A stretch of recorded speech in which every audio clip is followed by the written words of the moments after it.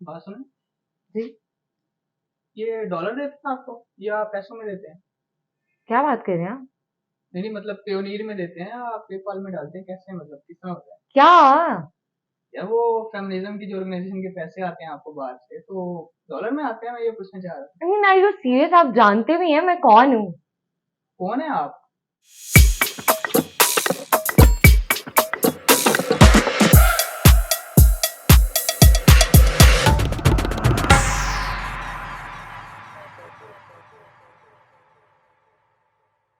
अस्सलाम वालेकुम लाइबा। थैंक वालेकुम यू, आपने अस्सलाम। हमें टाइम दिया।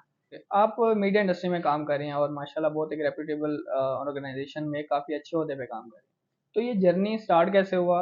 काइंडली इसमें ये भी मेंशन कर दें कि इसमें आपको मुश्किलात क्या हुई और कौन से चैलेंजेस थे जिनसे आपको सामना था? मीडिया की जर्नी बड़े मजेदार किस्म की थी। सो बेसिकली मेरी फैमिली का प्राइमरी ये था, हमेशा से एम कि मैं डॉक्टर बनूं। और इसी वजह से मैंने एफएससी प्री मेडिकल किया। एंट्री टेस्ट में बहुत ही शानदार नंबरों से फेल हुई मैं। उसके बाद 1 साल लगाया, दोबारा एग्जाम्स दिए, केमिस्ट्री और बायो का पेपर दोबारा दिया। इंटरेस्टिंगली जो पिछले साल नंबर आए थे एग्जैक्टली वही नंबर अगले साल भी आए। तो कोई फायदा नहीं हुआ 1 साल जाया करने का। बट फिर बहुत बहुत मुश्किल से आई थिंक मेरी बड़ी बहन ने मेरे लिए स्टैंड लिया, रामेश फातिमा ने। और उसने बोला कि ठीक है, अगर ये जाना चाहती है तो आप लोग इसको वो पढ़ने दें। और मेरी एक्सटेंडेड फैमिली का भी यही ख्याल था कि मे बी मैथ्स कम्युनिकेशन मेरे कैलिबर से बहुत नीचे का सब्जेक्ट है। हालांकि आई थिंक ये बहुत ही गलत किस्म का हम लोगों ने एक थॉट बनाया हुआ हम्म। है कि सिर्फ मेडिकल की या इंजीनियरिंग की पढ़ाई मुश्किल है। मुझे लगता है पढ़ाई हर चीज की मुश्किल है। वैसे तो अगर मार्क्स देखें तो मैं बैच टॉपर हूँ, लेकिन मुझे गोल्ड मेडल इसलिए नहीं मिलेगा क्योंकि मुझे पहले सेमेस्टर में एक साहब को एंटरटेन ना करने की वजह से सप्ली मिली थी। और इंटरटेन बोले तो? एंटरटेन का मतलब ये है, and I think everybody knows what entertain means, कि आप उनके कैबिन में नहीं जा रहे हैं, अलग से टाइम स्पेंड नहीं कर रहे हैं, उनको सर के अलावा किसी और ओहदे पे नहीं बैठा रहे हैं, किस किस्म का रिलेशन उनके साथ नहीं है आपका। और फिर अगले 2 साल उन्होंने एग्जाम नहीं देने दिया। हम्म।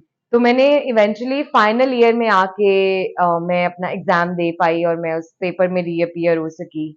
और उसमें भी आई स्टिल रिमेम्बर कि वो हमें 7th सेमेस्टर में पढ़ा रहे थे। और वो मेरे पास से गुजरते थे, अपना आधा नंबर बोलते थे और बाकी का आधा नंबर मैंने बोलना होता था। और उनकी डिमांड यही थी कि या तो लाइक खुद मेरे से फंस जाओ या अपनी जैसी कोई बच्ची फंसवा दो मेरे से। तो आई थिंक स्ट्रगल तो वहीं से शुरू हो गई थी और वहीं से समझ आ गई थी कि आगे क्या होने वाला है। और मैंने अपनी यूनिवर्सिटी लाइफ में लाइक ड्रामेटिक्स क्लब ज्वाइन किया। उसके बाद एक हम लोगों ने छोटा सा ग्रुप बनाया था एनजीओ मखोटे के नाम से। वहां पे मैंने थिएटर करना शुरू किया। एसन वागा really supported me in all of that, और उन्होंने वो स्पार्क देखा है कि हाँ ये है टैलेंट इस बच्ची में और ये काम कर सकती है।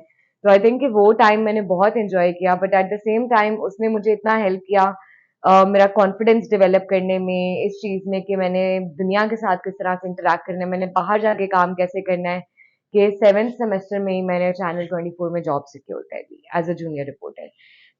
लेकिन वहां से जो स्ट्रगल शुरू हुई मीडिया इंडस्ट्री को लेके, वहां से जो चैप्टर्स लाइक सीखने को बहुत कुछ मिला। जमशेद साहब ने लिटरली एक मेंटोर की तरह सिखाया, and I am always thankful to him कि उन्होंने एक एक निटी ग्रिटी बताई। लाइक इट्स वेरी फनी कि अगर आप किसी को मैं बताती हूँ कि मुझे उर्दू टाइपिंग आती है कीबोर्ड पे और मैं कीबोर्ड देखे बगैर टाइप कर सकती हूँ अपने लैपटॉप पे, तो मेरे से जो छोटे बच्चे हैं मेरी फैमिली के, वो बड़ा हंसते हैं इस चीज पे, मुझसे पूछते हैं कि तुम्हें कैसे आती है। लाइक मैंने पहले 10 दिन जो मेरी नौकरी के थे ना, वो हमारी ट्रेनिंग ही सिर्फ ये थी कि आपने उर्दू टाइपिंग कैसे करनी इन है। पेज उर्दू पे? इन पेज पे, वर्ड पे, हमें ये कहा गया था कि पहले 5 दिन अगर प्रिंट हुआ हुआ कीबोर्ड आपके सामने पड़ा हुआ है और आप उसको देख के याद कर रहे हैं किस की पे क्या है, तो अगले 5 दिन आप कीबोर्ड पे नहीं देखेंगे। हम्म। और उसके पीछे जमशेद साहब की लॉजिक ये थी, विच विच इज सुपर अमेजिंग, कि अगर एज अ रिपोर्टर तुम सारा टाइम कीबोर्ड देख के टाइपिंग करने में गुजार दोगी तो तुम रिपोर्टिंग कब करोगी? बिकॉज एज अ रिपोर्टर 24/7 हमारी सेंसेस सारी की सारी काम करनी चाहिए, हमें ऑब्जर्वेंट होना चाहिए हर चीज को लेके। तो वो ट्रेनिंग आज तक जो है ना मेरे काम आती है, कि मैं अगर कोई जरा सी भी चीज कुछ चेंज देखती हूँ कहीं पे, कुछ ऑब्जर्व करती हूँ, हर टाइम दिमाग में कोई ना कोई स्टोरी चल रही होती है कि एक बंदे ने ये जुमला बोला, इस पे ये स्टोरी हो सकती है, इस पे वो स्टोरी हो सकती है। But at the same time I think कि 2015 में जब मैंने फुल टाइम जॉब शुरू की थी, एक स्ट्रगल तो उसमें ऑफ कोर्स ये थी कि यूनिवर्सिटी वाले ये समझने को तैयार नहीं थे कि ये एक उनके स्टूडेंट की अचीवमेंट है कि उसने ड्यूरिंग यूनिवर्सिटी लाइफ उस जगह पे जॉब सिक्योर की है जो उसकी फील्ड से रेलिवेंट है। क्योंकि ऑफ कोर्स हमारी रिपोर्टिंग के टाइम्स फिक्स नहीं होते थे, इवेंट्स फिक्स नहीं होते थे। तो कुछ टाइम्स पे क्लासेस मिस हो रही हैं, कुछ टाइम्स पे इवेंट्स मिस हो रहे हैं, तो वो दोनों चीज़ों को बैलेंस करना थोड़ा मुश्किल होता था। लेकिन जहाँ बहुत सपोर्टिव मुझे मिले सीनियर्स, वहाँ मुझे ऐसे सीनियर्स भी मिले जिन्होंने मुझे मेंटली हरास किया, जिन्होंने मुझे फिजिकली हरास किया, और उस फिजिकल हरासमेंट को वो अपना हक समझते थे। यानी आप ये तस्वर करें कि एक हमारे बहुत बाइज्जत किस्म के सीनियर फील्ड में, उन्होंने मुझे अप्रोच किया और मुझे कहा कि मैं आपसे दोस्ती करना चाहता हूँ। तो मैंने उन्हें कहा कि देखिए आप सब मेरे कॉलीग्स हैं और मैं कॉलीग्स से ज़्यादा किसी किस्म का कोई रिश्ता नहीं रखना चाहती किसी के साथ। ऐसा नहीं है कि मैं कोई बहुत रूड किस्म की बंदी थी, जो कि यूजुअली सोशल मीडिया पे मेरे स्टेटस देख के लोगों को लगता है कि बहुत बदतमीज और रूड है, which is fine at some point. ठीक है, आप इंटीमिडेट हो मेरे से, मुझे तो बहुत खुशी होगी मेरे से दूर रहे, मुझे तंग ना करें। बट खैर उन साहब ने मुझे ये मैसेज किया, और फिर उन दिनों इलेक्शंस चल रहे थे प्रेस क्लब के। तो जमशेद साहब ने हमें बोला कि आप लोग जो है ना, आप लोग प्रेस क्लब जाएं और you should be a part of this process. आप लोग ऑब्जर्व करें उस प्रोसेस को, क्योंकि अल्टीमेटली आप लोग इस प्रोसेस का हिस्सा बनने वाले हैं। And I was very excited about it, क्योंकि मैं छोटी सी रिपोर्टर थी, अपने ऑफिस में सबसे यंग एम्प्लॉय थी मैं उस टाइम पे, और मुझे तो बहुत था कि अच्छा मैं प्रेस क्लब जाऊंगी और देखूंगी एंड एक्सेट्रा। लेकिन उस कैंपेन के दौरान वो लोग आए हमारे ऑफिस में वोट मांगने के लिए। तो अब जैसे ये सर के ऑफिस का दरवाजा है और इसके बिल्कुल साथ ऐसे फुल ना दीवार के साथ टेबल्स लगे हुए थे, और बिल्कुल साथ यहाँ पे मेरा कंप्यूटर होता था और यहाँ मैं बैठी होती थी। मैं स्टिल रिमेम्बर कि मैं बैठ के टिकट लिख रही थी किसी स्टोरी के, और वो साहब आए हैं और आके मेरे बिल्कुल कान के पास कह के गए, देखो अब तो तुम्हारे ऑफिस आके कह रहा हूँ, अब तो मुझसे दोस्ती कर लो। हमने कैसे if it's any good dude, I was waiting for it, no. और मैं मतलब मैं बिल्कुल शॉक में चली गई एट दैट पॉइंट कि ये हो क्या रहा है। फिर तीसरा इंसिडेंट उसी पॉइंट पे ये हुआ कि उन्होंने, जब मैं प्रेस क्लब पहुंची एक हमारे कैमरामैन के साथ, मैं एक रिपोर्ट बना के आ रही थी और मैंने रास्ते में, उसने मुझसे कहा कि मैडम मैं अगर थोड़ी देर के लिए वोट कास्ट कर लूं। मैंने कहा हाँ जरूर, हमें भी सर ने कहा था कि आप लोग आके ऑब्जर्व करें, तो why not. And I went in their with him, और ये साहब मुझे गेट पे मिलते हैं, सलाम दुआ जैसे एक नॉर्मल कॉलीग्स की होती है वैसे हुई। और मैं उसके बाद अपने कॉलीग कैमरामैन के साथ अंदर जाने लगी, तो इन साहब के मेरे फोन पे कॉल आई, और मैंने जैसे ही कॉल उठाई सेट, ये कहा अंदर तुम मर्दों में घुसी चली जा रही हो। और उस पॉइंट पे तो मतलब समझ लो ना मेरी फुल हट गई। और मैंने कहा कि मैं, मेरी बात सुनो, मैं मर्दों के साथ काम करती हूँ, मैंने मर्दों के साथ ही काम करना है आगे भी, तो मैं मर्दों में ही घुसूंगी। तुम्हें कोई मसला है तो वो तुम्हारा प्रॉब्लम है, आज के बाद मुझे कॉल मत करना। तो थोड़ी देर बाद उसका मैसेज आया कि आई एम रियली सॉरी, मुझे ये नहीं करना चाहिए था, वो नहीं करना चाहिए था, blah blah blah. And I was like dude, literally at this point I do not care. लेकिन उसके बाद उन्होंने क्या किया कि कुछ अरसे बाद अब मुल्तान में रमादा होटल में 7 न्यूज के इंटरव्यूज चल रहे थे। ठीक है, मुझे एक पीटीसी नंबर से कॉल आती है और उन्होंने मुझे कहा कि जी ऐसे ऐसे हमने आपकी रिपोर्टिंग देखी है और हम चाहते हैं कि आप इंटरव्यू दें आके। तो मैंने देर एंड देन जमशेद साहब को कॉल की, because of course I always से ही इज माय मेंटोर। तो मैंने कहा सर ऐसे ऐसे मुझे कॉल आई है, मुझे अभी 24 में बहुत ज्यादा टाइम नहीं हुआ है, कुछ महीने ही हुए हैं, तो what do you suggest. And he said कि जहां भी अच्छी अपॉर्चुनिटी मिलेगी I always say you should go. तो तुम एक दफा इंटरव्यू दे के देख लो, then see what happens. And I was like sure. लेकिन उस दिन मैं अपनी वालदा और अपने भाई के साथ जा रही थी भूरबन। तो मैंने उन लोगों को कहा कि जी मैं इस टाइम तो मुल्तान में मौजूद नहीं हूँ, मैं मंडे संडे को मैंने वापस आना है, आप मंडे को मेरा इंटरव्यू कर लें। उन्होंने कहा जी ठीक है। संडे को मुझे दोबारा उस पीटीसी नंबर से कॉल आती है और वो फुल प्रोफेशनली उन्होंने बोलना शुरू किया कि जी हम लोग इंटरव्यूज क्लोज कर रहे हैं, तो वी वांटेड कि हम आपका इंटरव्यू लें, तो आप फोन पे इंटरव्यू दे देना। लाइक श्योर, कोई मसला नहीं है, क्योंकि कॉन्फिडेंस तो आसमान पे है ना बहन का हमेशा से, वो कि तो ऊपर से। कोई इशू ही नहीं है, हम हमेशा ऊपर से आएंगे। तो मैं कहा ले ले, मुझे कोई इशू नहीं है। और वो प्रॉपरली इंटरव्यू ले रहे हैं, क्वेश्चन पूछ रहे हैं, I am responding. And then they go like अच्छा आप भूरबन में है, तो जैसे आप बीपर देती हैं वैसे बीपर दें। तो मैंने जस्ट एज अ रिपोर्टर बोलना शुरू कर दिया कि जी इस वक्त हम मौजूद है भूरबन में और यहाँ का मौसम बहुत सुहाना है, ये है वो है, ब्ला ब्ला ब्ला। उन्होंने कहा अच्छा आप ना किसी गाने पे एंड करें इस बीपर को। तो मुझे नहीं याद, मैंने शायद आए मौसम रंगीले सुहाने गुनगुनाना शुरू कर दिया और वटेवर। फिर उसके बाद उन्होंने वही टिपिकल लाइंस बोलेंगी कि आपका इंटरव्यू बहुत अच्छा था, हमारा एचआर आपसे कांटेक्ट करेगा, आपकी सैलरी कितनी है। आई वाज लाइक जब एचआर कांटेक्ट करेगा तो मैं उन्हें बता दूंगी, बट इट्स फाइन। लेकिन जाहिर है कि अगर मुझे कोई मेजर जंप मिलेगा तो मैं इस तरह से शिफ्ट करूंगी और वटेवर। मैंने साथ ही जैसे कॉल बंद हुई मैंने मामा को भी बता दिया, जमशेद साहब को भी बता दिया कि ऐसे ऐसे कॉल आई थी, ये इंटरव्यू हुआ है, and now we are good to गो।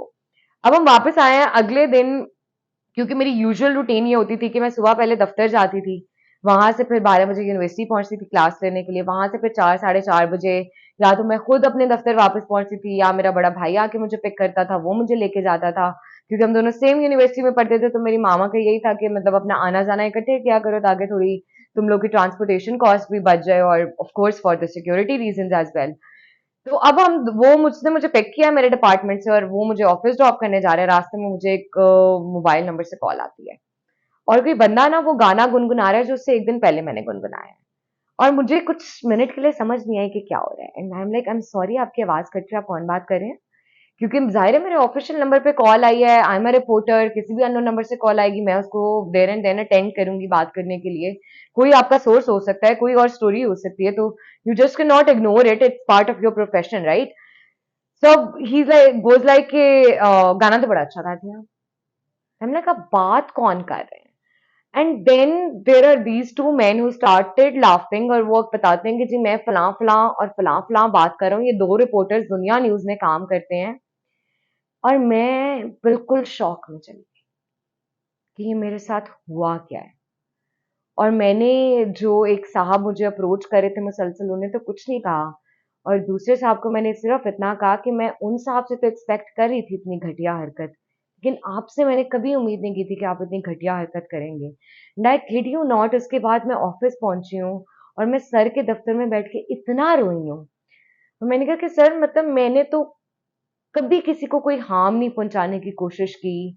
सब लोगों को जितना मैं लाइक सपोर्ट कर सकती हूँ, जितना मैं उनसे इज्जत से पेश आ सकती हूँ, मैं उस तरह से उनसे हमेशा रही हूँ। तो ये क्या किया इन्होंने और क्यों किया? और फिर सर ने उनमें से एक साहब को कॉल की और उन्हें कहा कि मतलब एक तो हमारी शहर में इस फील्ड में लड़कियां बहुत कम है, बहुत कम लड़कियों को ये इजाजत है कि वो टीवी पे आके काम करें, और अगर कुछ लड़कियां गलती से आ गई हैं तो तुम लोग उनको एक सपोर्ट सिस्टम प्रोवाइड करने के बजाय उनके साथ वो सलूक कर रहे हो कि वो अल्टीमेटली छोड़ के चली जाएंगी। तो और उसके बाद तो मतलब मैं कहती हूँ कि पिछले 5-6 सालों में मैंने इतनी ज्यादा हरासमेंट देखी, सुनी, और अनफॉर्चुनेटली आप कुछ कर नहीं सकते उसका, क्योंकि मैं हमेशा से बहुत वोकल रही थी। तो मैं तो सीधा जाके बोल देती थी कि जी ये मेंटल हरासमेंट है, ये फिजिकल हरासमेंट है, ये वर्बल हरासमेंट है, यहाँ फाइनेंशियली एक्सप्लॉइट कर रहे हैं हमें। तो मैं डिक्लेयर हो गई प्रॉब्लमैटिक। और ये एक बहुत छोटी सी इंडस्ट्री है, जब आपको कोई प्रॉब्लमैटिक डिक्लेयर कर देता है ना, तो ये एचआर वाले सारे एक दूसरे को जानते होते हैं, मीडिया वाले सारे एक दूसरे को जानते होते हैं। And ultimately there came a point जहां मैं लेफ्ट राइट सेंटर हर जगह अप्लाई करी थी, मुझे कोई नौकरी नहीं मिली। और उसकी वाहिद वजह ये थी कि ये बंदी हरासमेंट के अगेंस्ट बहुत खुल के बोलती है। That was 2000. That was 2020, that was 2021, क्योंकि बीच में बहुत ब्रीफ पीरियड के लिए मुझे जॉब मिली थी। 2020 में मैंने जॉब की 6 महीने के लिए सुजाग में, पहले 6 महीने मुझे कहीं जॉब नहीं मिली, और उसके बाद 2021 में पहले 6 महीने मुझे कहीं जॉब नहीं मिली, और मैं हर जगह अप्लाई कर रही थी। And one of the primary reasons for this was कि क्योंकि ये बंदी प्रॉब्लमैटिक और ये इन सब चीजों के बारे में बोलती है और ये चुप करके हरासमेंट बर्दाश्त नहीं करती, मतलब हरासमेंट टू दिस एक्सटेंट कि मैं एक दफा, ये लाहौर रंग नया नया लॉन्च हो रहा था तब, और ये लोग एंकर्स के लिए इंटरव्यू कर रहे थे। तो एक दोस्त के थ्रू मैंने अप्लाई किया कि जी मैं इंटरव्यू देती हूँ। अब 2 घंटे मैं उनके रिसेप्शन में बैठी रही और कोई बंदा आके मुझे नहीं बता रहा है कि इंटरव्यू कहाँ है कहाँ नहीं है। जिन मोहतरमा ने इंटरव्यू लेना था वो 2 घंटे बाद आई और आके उन्होंने कहा कि जी वो फला फला साहब है, उनके कैबिन में चली जाएं, वो इंटरव्यू लेंगे। मैंने कहा जी ठीक है, कोई मसला नहीं है। मैं उन साहब के कैबिन में चली गई, लेकिन वो it was not a separate cabin और समथिंग, उनके बड़े से हॉल में उन्होंने छोटे छोटे ग्लास क्यूबिकल्स बनाए हुए थे और उसके ऊपर छत वगैरह कोई नहीं थी, तो it was not extremely private place, which I am thankful for कि नहीं थी। होती तो पता नहीं क्या होता, बट स्टिल मतलब मैं वहां जाके उन साहब के सामने बैठी हूँ, वो साहब बिल्कुल सामने ऐसे बैठे हुए हैं और उन्होंने सवाल करना शुरू किया, और एक सवाल भी, ये 2017 की बात है, एक भी सवाल मेरे प्रोफेशन से रिलेटेड नहीं है। आप यहाँ किसके साथ रहती हैं? आप लाहौर में क्या करती हैं? आपकी शादी क्यों नहीं हुई हुई है? आपका कोई बॉयफ्रेंड है या नहीं है? लाइक इस सब का इस चीज से क्या ताल्लुक है कि आप एक वही। एंकर पर्सन का इंटरव्यू कर रहे हैं?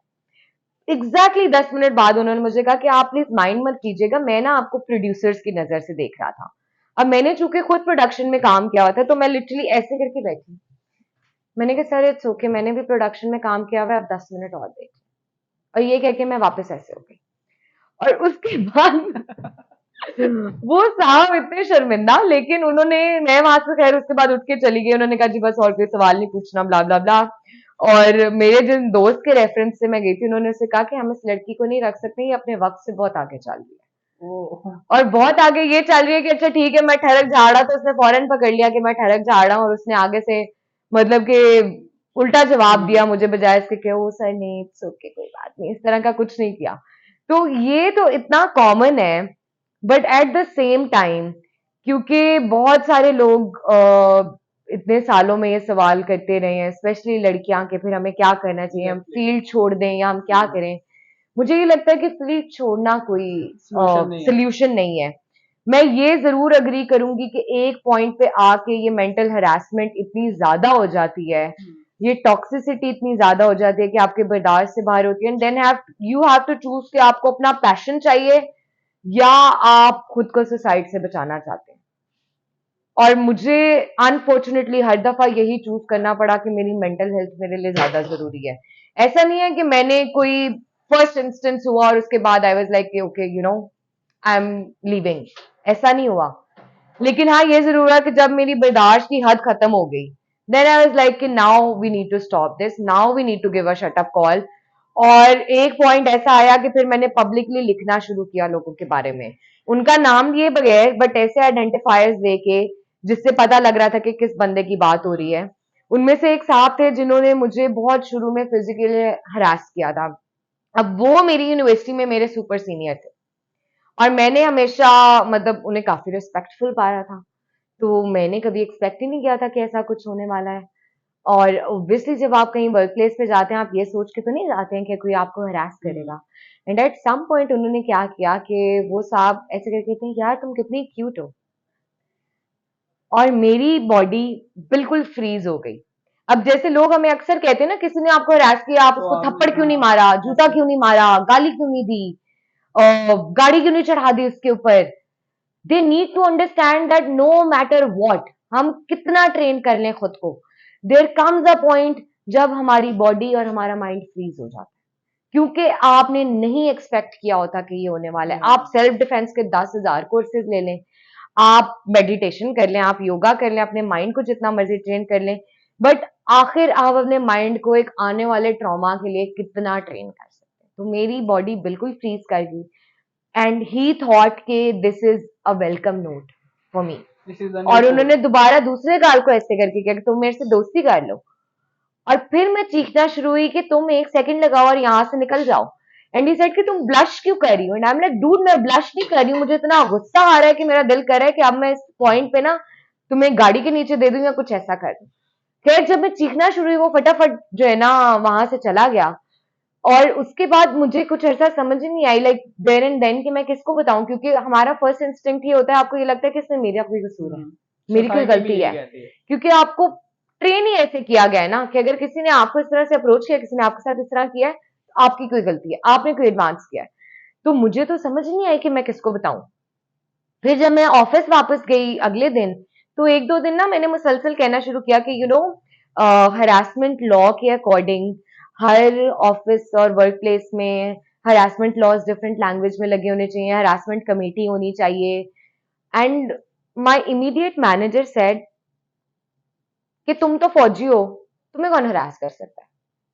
एंड बाय फौजी ही मेंट के लाइक तुम तो बड़ी बोल्ड हो, ब्लंट हो, और कहीं भी जाके रिपोर्टिंग कर लेती हो, और तुम्हारे उस तरह के नखरे नहीं है, तो तुम्हें कौन हरास करेगा। That is not the point कि मुझे कौन हरास कर सकता है। माई पॉइंट इज कि कमेटी किधर है। But it also tells you कि if you are confident, if you are outspoken, तो लोगों का पहला रिएक्शन आपकी हरासमेंट कंप्लेंट पे ये होगा कि आपको कौन हरास कर सकता है और आप कैसे हरास हो सकते हैं। मतलब कि ऐसा नहीं है कि कोई वेलकम कर रहा होता है कि आओ मुझे हरास करो। और उसके बाद इवेंचुअली जब मैंने मुसलसल ये कहना शुरू किया तो जमशेद साहब ने मुझे बुलाया और उन्होंने पूछा मेरे से कि क्या बेटा हुआ है? बात क्या हुई है, ये बताओ, बिकॉज आप रैंडमली ऐसे नहीं कर रहे हो। It was very difficult for me to tell that entire incident कि ये सब हुआ है।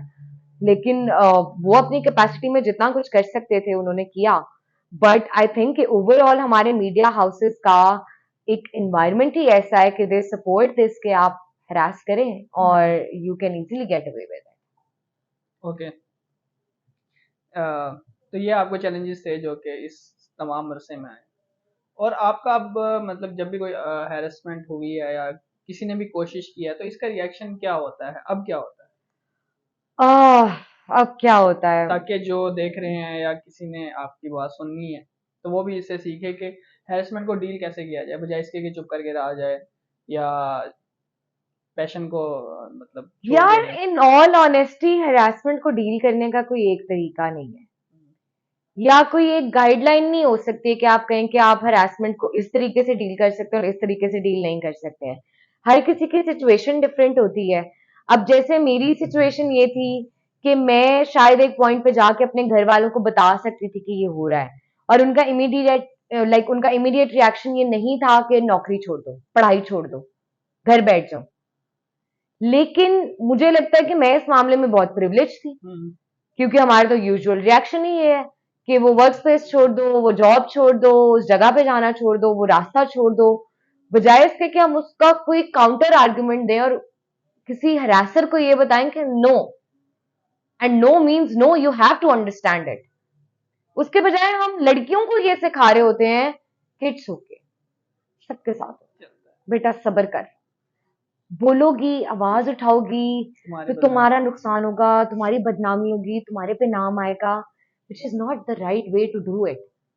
आई थिंक अभी भी हमारी सोसाइटी को शायद 100 साल लगेंगे सिर्फ ये चीज समझने में कि जिसके साथ हरासमेंट हुई है इसमें उसका कोई कसूर नहीं है। तो there is no one way. लेकिन आई थिंक एक सबसे ज्यादा चीज जिसने मुझे सपोर्ट किया या जिसने मुझे लड़ने में मदद की है, वो विमेन जर्नलिस्ट का नेटवर्क है। वो नेटवर्क इतना स्ट्रांग है कि आपको किसी का कांटेक्ट चाहिए वो आपको वो प्रोवाइड करेंगे, आपको मेंटल हरासमेंट फेस कर रहे हैं आपको उसमें हेल्प करेंगे। अब तो जिस दौर में हम हैं तो सबसे ज्यादा साइबर हरासमेंट और साइबर बुलिंग हो रही है, तो उसमें I think digital rights foundation बहुत अच्छा काम कर रही है। आप उसके हेल्पलाइन पे कॉल करें, वो आपको पूरा गाइड थ्रू करते हैं। वहाँ साइकोलॉजिस्ट हैं जो आपकी मेंटल थेरेपी में हेल्प कर रहे होते हैं। फिर इवन अगर आपने कोई केस परस्यू करना है तो उनकी लीगल टीम आपको उसमें हेल्प कर रही होती है। इसी तरह एमएमएफडी है, वो आपको ऑनलाइन सिक्योरिटी के हवाले से ट्रेनिंग्स दे रही होती है। सो आई थिंक ये जो सपोर्ट ग्रुप है ना और सपोर्ट नेटवर्क है, जो मे बी शायद कहीं आपको आपके घर वालों से मिलता है, कहीं आपको कॉलीग से मिलता है, but most of the time आपको अपनी जैसी औरतों से ही मिल रहा होता है, तो वो आपको सबसे ज्यादा सपोर्ट कर सकता है इस चीज में। और आपके सीनियर्स आपको बता सकते हैं कि इस सिचुएशन से आप कैसे निकल सकते हैं या कैसे उसको डील कर सकते हैं। But I think in any situation it's very important to realise कि अगर आपको कोई हरास कर रहा है उसमें आपका कोई कसूर नहीं है, कसूर उस हरासर का है। वो उसके रिप्रिकॉशंस बर्दाश्त कर रहा है या नहीं कर रहा है वो हमारी सोसाइटी का और हमारे लीगल सिस्टम का कसूर है, लेकिन आप उस पर आवाज उठा रहे हैं इसमें आपका कोई कसूर नहीं। From your career and from your life, the most stressful moment वो कौन सा था?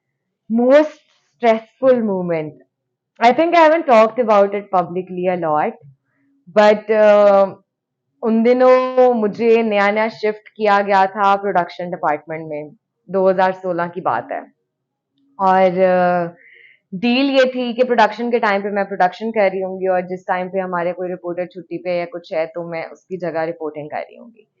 तो एक दिन हमारे हेल्थ बीट के रिपोर्टर छुट्टी पे थे और उस दिन ये न्यूज़ बहुत ज़्यादा स्प्रेड की गई या बहुत ज़्यादा रिपोर्ट की गई कि एक बच्चे को निश्तर अस्पताल में गलत जो है वो ब्लड ग्रुप का ब्लड लगा दिया गया है और उसकी वजह से उसकी डेथ हो गई है। तो अब मुझे असाइनमेंट एडिटर ने भेज दिया निश्तर में। I was comparatively still very young, मेरा हेल्थ बीट में इतना ज़्यादा कोई कॉन्टैक्ट्स नहीं थे। एंड आई थिंक कि उस सारी जर्नी में क्योंकि मेरे से कई ज़्यादा सीनियर सारे कैमरामैन थे, उनके ज़्यादा कॉन्टैक्ट्स थे, तो उन्होंने मुझे बहुत सिखाया है, बहुत ज़्यादा सिखाया है। आई विल से कि मुझे स्टोरीज बताना, रिपोर्टिंग करना, एंगल्स बताना, इसमें मेरे कैमरामैन ने मेरी बहुत हेल्प की है। और अगर मेरे वो सीनियर्स ना होते तो शायद मैं इतनी अच्छी रिपोर्टर ना बन पाती। तो खैर मेरे साथ उस टाइम जो कैमरामैन थे उनको मैंने कहा कि मतलब मेरे तो इतने कॉन्टैक्ट्स नहीं है, तो आप मुझे बताएं कि क्या करना है। जितने सोर्सेज मेरे थे मैं उनसे पूछ रही थी, तो खैर उन्होंने कुछ ज्यादा क्रेडिबल सोर्सेज से पूछा, कंफर्म किया, और उन्होंने कहा कि बच्चे की डेथ नहीं हुई है। और जो मेरे सीनियर थे रिपोर्टर, वो मुझे कह रहे थे कि मेरे सोर्सेज कंफर्म है बच्चे की डेथ हुई है और आप यही रिपोर्ट करेंगी। तो मैंने असाइनमेंट एडिटर को बोला कि जी मेरे सोर्सेज कुछ और कह रहे हैं और उनके सोर्सेज ये कह रहे हैं, तो उन्होंने कहा कि नहीं, जो सीनियर के सोर्सेज कह रहे हैं आप वो कहेंगे, क्योंकि आप तो अभी यंग है, आपके सोर्सेज पे हम कैसे ट्रस्ट कर सकते हैं। तो आई वाज लाइक ओके, आपकी तरफ से गो अहेड है, मैं यही कह देती हूँ। तो मैं ऑन कैमरा खड़ी हुई और मैंने पूरा बीपर दे दिया कि जी ऐसे ऐसे हुआ है। उसके बाद साथ ही मुझे हेड ऑफिस से कॉल आई और उन्होंने कहा कि जी अब आप उस वार्ड में जाएं और कोशिश करें कि लाइक या तो उस बच्चे का कोई फुटेज मिल जाए या कुछ हो जाए या उसकी फैमिली का या एनीथिंग। ओके, फिर मुझे कैमरामैन ने बोला कि बच्चा जिंदा है, उसकी डेथ नहीं हुई है। And I then called Jamshed sahab and I said कि सर ऐसे ऐसे हुआ है, तो अब मुझे बताएं मैं क्या करूं। उन्होंने कहा कि वार्ड में जाओ और जाके देखो।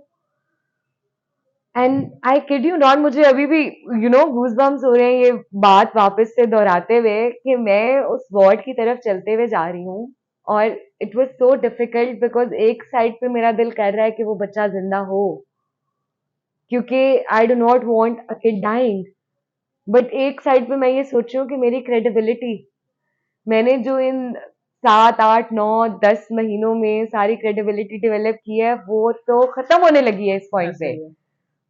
और वो दिमाग का कोना कह रहा है कि बच्चे की डेथ हुई हुई हो।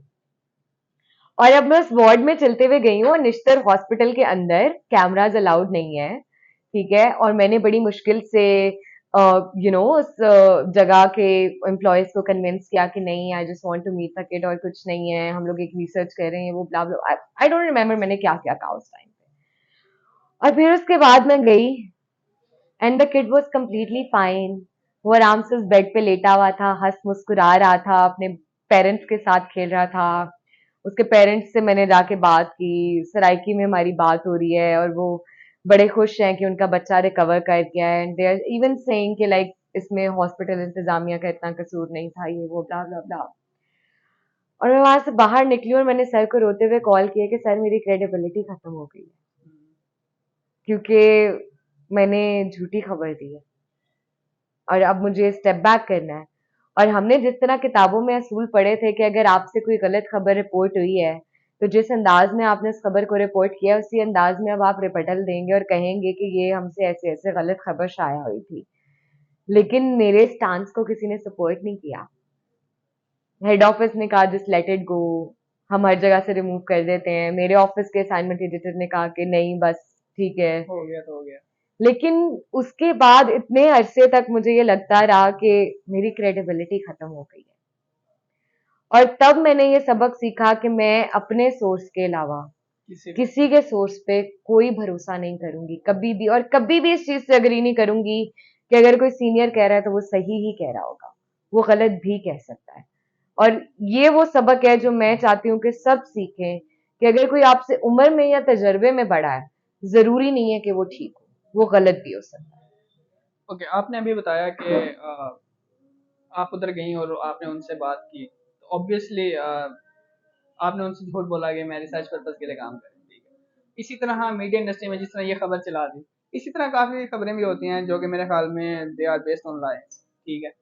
तो इस बारे में आपका क्या ख्याल है? मतलब don't be count it in wrong, क्योंकि मीडिया इंडस्ट्री में मोस्टली यही चल रहा होता है और आपने इसको बहुत क्लोजली देखा है। आई थिंक हमारी इंडस्ट्री में सेंसेशनलिज्म बहुत ज्यादा है, ठीक है। और मैं ये नहीं कहूंगी कि हर चीज फेक है, पर मैं ये कहूंगी कि जिन चीजों पे फोकस होना चाहिए उन चीजों पे फोकस नहीं है। फॉर इंस्टेंस आपको सबसे मेजर चंक हमारे जितने भी न्यूज बुलेटिन हैं उनमें मिलेगा पॉलिटिक्स पे। इस पार्टी के लीडर ने ये कह दिया, उस पार्टी के लीडर ने वो कह दिया, अब ये हो गया, अब वो हो गया। अब जैसे आज इलेक्शंस हैं तो सारा फोकस इलेक्शंस पे है। तो क्या अब आज के सारे दिन में जिन इलाकों में या जिन जगहों पे फ्लड्स आए थे उनके सारे मसले हल हो गए हैं? नहीं। क्या इस मुल्क में आज के दिन में किसी ख्वाजा सरा पे कोई तशद्दुद नहीं हुआ है? बिल्कुल हुआ है। क्या आज के दिन में किसी औरत को गैरत के नाम पे कत्ल नहीं किया गया हमारे मुल्क में? बिल्कुल किया गया होगा। क्या आज के दिन में हमारे मुल्क में चंद औरतें बच्चा पैदा करते हुए नहीं मरी होंगी? बिल्कुल मरी होंगी। क्या हमारे मुल्क में आज के दिन में मैल न्यूट्रिशन एक मसला नहीं है, हरासमेंट एक मसला नहीं है, एजुकेशन एक मसला नहीं है? ये सारे मसले हैं आज के दिन के लिए, लेकिन क्या आपको इनमें से कोई एक मसला आज हाईलाइट होता हुआ नजर आया? नहीं। क्योंकि हमें तो रोटी, कपड़ा, मकान के चक्कर में ऐसा घुमा दिया गया है, नो मैटर आप किस तबके से ताल्लुक रख रहे हैं। अगर आप बिल्कुल लोअर इनकम लेवल के हैं तो भी आप इसी चक्कर में फंसे हुए हैं। आप मिडिल क्लास से हैं तो भी आपका सर्कल यही है। आप अपर क्लास से हैं तो भी आपका सर्कल इसी के गिर्द घूम रहा है। ठीक है, आपके लेवल ऑफ लग्जरीज में डिफरेंस आ रहा है, लेकिन आपके फोकस में तो डिफरेंस नहीं आ रहा है ना। और आपका पूरा का पूरा मेन स्ट्रीम मीडिया बैठ के आपका फोकस रखे हुए है कि इस पॉलिटिशियन की इस पॉलिटिशियन से लड़ाई चल रही है। आपके अपने राइट्स क्या हैं? आपके सिविक राइट्स क्या हैं? आपको किन चीजों पे फोकस करना चाहिए? आप हुकूमत से और रियासत से एक शहरी होने के नाते क्या डिमांड कर सकते हैं और क्या चीज आपको हर सूरत मिलनी चाहिए, उस पर तो आपका फोकस ही नहीं आने देते। तो मैं तो मानती हूं कि ये झूठ है। झूठ इसलिए है क्योंकि आपने इस चीज में बहुत यू नो बहुत मेहनत के साथ सारा फोकस उस पर लगा दिया, और लोगों का भी फोकस अब इसी पे ही है। आप अपना सोशल मीडिया उठा के देख लें, ठीक है, सारा फोकस इस चीज पे होगा। अगर कहीं पे कोई मसला हुआ है उस पर उतना फोकस ही नहीं जाएगा, वो चीज उतनी पॉपुलर नहीं होगी, वो चीज उतनी वायरल नहीं होगी। कोई जेन्युइन इशू है उसको इतना प्रायोरिटाइज नहीं किया जाएगा। हाँ, एक यूनिवर्सिटी में अगर किसी ख्वाजा सरा ने रक्स कर लिया है तो उससे पूरे मुल्क और पूरी कौम और पूरे मजहब और गैरत और कल्चर हर चीज पे अटैक हो गया है। किसी ने प्रपोज कर दिया किसको, ठीक है, किसी ने किसी को प्रपोज कर दिया है तो वो एक वायरल टॉपिक बन गया है। ठीक है, किसी लड़की ने स्लीवलेस पहन लिए तो यहाँ पे जलजला आ गया है। लेकिन जितनी ज्यादतियां हो रही हैं, जितना बाकी कुछ हो रहा है, उससे कोई फर्क ही नहीं पड़ रहा। उस पे उस तरह से आपको रिएक्शन नहीं नजर आएगा। उस पे बाकी सब लाइक मुझे ये बात समझ नहीं आती है कि जितना फोकस आपका इस बात पे है कि मैंने दुपट्टा नहीं लिया हुआ है, उतना फोकस आपका इस बात पे क्यों नहीं है कि लोग हर किसी को सड़क पे चलते हुए हरास कर रहे हैं, नो मैटर उसने दुपट्टा लिया हुआ है या बुर्का पहना हुआ है या हिजाब किया हुआ है। मतलब on a very serious note, मैंने अपनी लाइफ का 1 साल बुर्का पहना हुआ है। अच्छा, मैंने 1 साल बहुत स्ट्रिक्ट हिजाब किया हुआ है। लाइक मेरे घर में अगर कोई भी आता था तो मेरा पहला दौड़ ये होती थी कि भाग के जाओ दुपट्टा लेके आओ। किसी शादी पे जाना है तो मैंने हिजाब करना है, किसी इवेंट पे जाना है तो हिजाब हो रहा है, यूनिवर्सिटी में जाना है तो हिजाब हो रहा है। मैंने स्लीवलेस पहन के देख लिया, मैंने शलवार कमीज पहनी, जीन्स शर्ट पहनी, but in all honesty it doesn't matter कि आपने क्या कपड़े पहने हुए और आपका क्या हुलिया है। It doesn't matter. आप हर हुलिये में हरास होंगे, लेकिन जब आप इन चीजों पे बात करते हैं तो आप बेगैरत हो जाते हैं।